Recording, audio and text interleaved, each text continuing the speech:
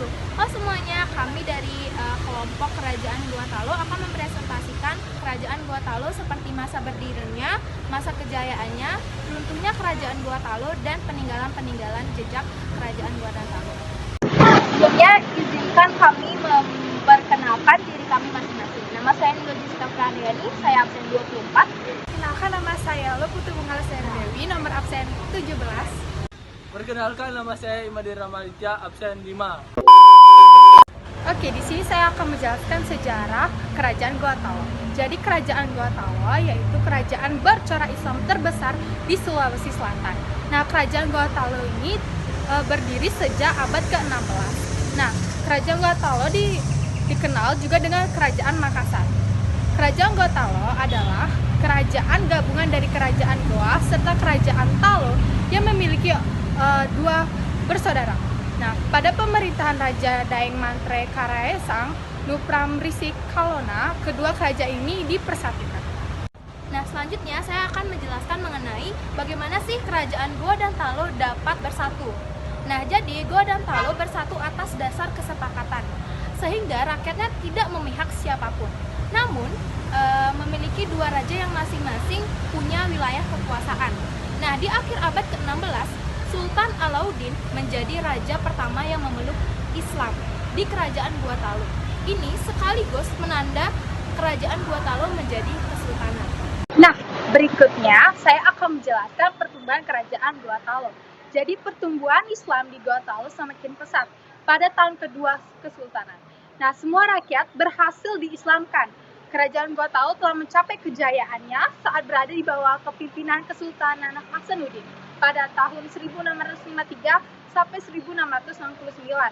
Nah, Raja Goa ke-16 yang juga bergelar pahlawan nasional ini berhasil memajukan pendidikan dan kebudayaan Gua Talo. Nah, sosok Sultan Hasanuddin ini yang berjuluk Ayam Jantan dari timur ini dikenal tidak mudah dipengaruhi oleh orang asing. Nah, dia juga menentang keras kepada VOC saat menguasai sebagian kerajaan-kerajaan kecil di Sulawesi. Nah, pada masa kemasan Kerajaan Gua Talo, wilayah pernah menjadi pusat perdagangan terbesar di Indonesia bagian timur. Nah, ada banyak saudagar muslim dan berbagai wilayah yang datang ke Kerajaan Goa dengan tujuan untuk berdagang. Nah, Kerajaan Gua Talo juga bersifat primitif karena sebagian besar masyarakatnya berprofesi sebagai nelayan.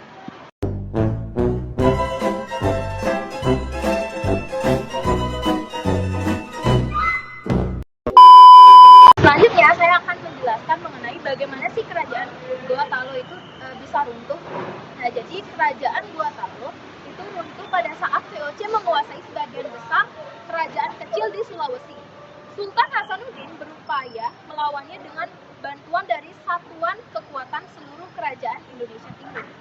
Nah, peperangan melawan Belanda saat itu langsung dipimpin oleh Sultan Hasanuddin. Namun, penjajah justru menambah pasukan yang membuat kubu Goa melemah dan terdesak.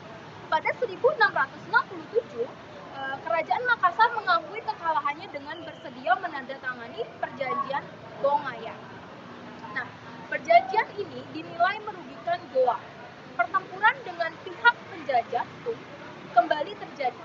Saat itu, VOC kembali meminta pasukan tambahan yang akhirnya berhasil merobohkan benteng kekuasaan Kesultanan Goa.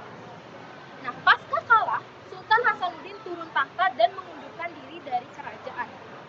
Perjanjian tersebut disebut-sebut sebagai penyebab runtuhnya Kesultanan Goa. Terima kasih.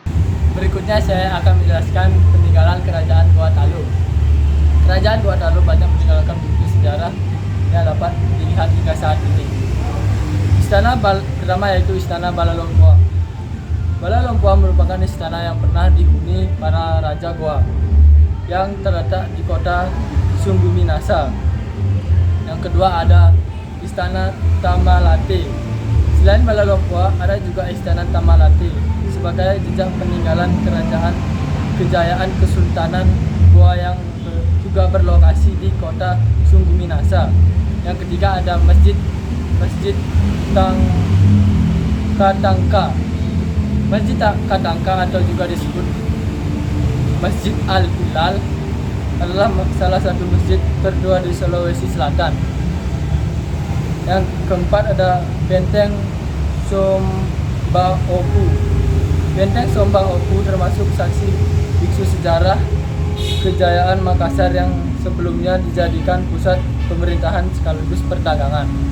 Yang kelima ada Benteng Fort Rotterdam. Fort Rotterdam atau Benteng Ujung Padang merupakan bekas markas pasukan Batak Kerajaan Gua Talu yang setelah perjanjian Bonggaya menjadi milik Belanda. Itulah sejarah kejayaan Gua Talu mulai dari masa berdirinya masa kejayaan, runtuhnya kerajaan Goa, dan jejak peninggalan Gua Talu. Sekian dan terima kasih. Thanks for watching. Please subscribe.